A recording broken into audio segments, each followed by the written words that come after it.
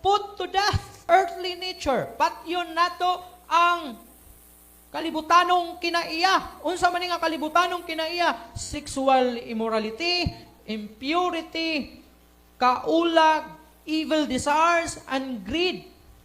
Yawanong tinguha ug ang pagkahakog, which is idolatry. Likay kining kasuko, intention or desire to do evil, slander, mga pamalikas, and filthy language from your lips.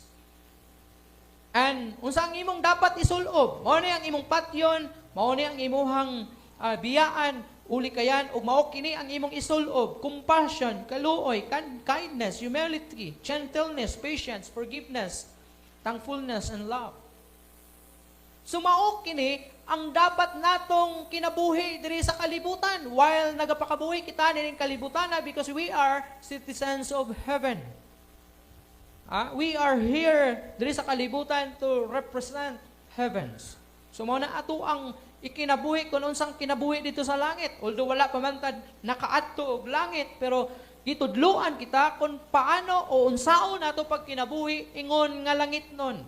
According pa kay Rick Warren, ingon ni Rick Warren, when we adopt the values, priorities, lifestyle of the world around us, when we flirt with the temptations of this world, God calls it spiritual adultery.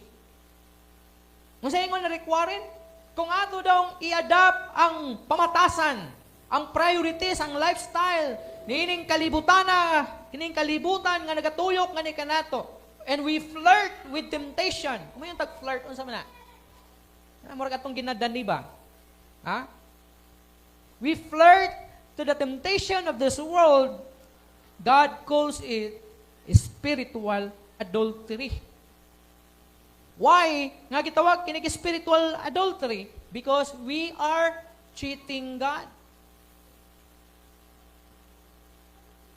Kung minyo ka, and then nag-cheat ka sa imuhang husband or sa imuhang wife nimo, unsi tawag ana? Di ba adultery ang patawag ana?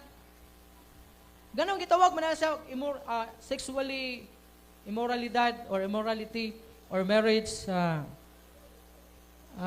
immorality. Unsi tawag ana?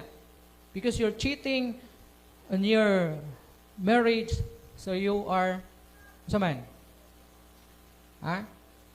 you are doing adultery.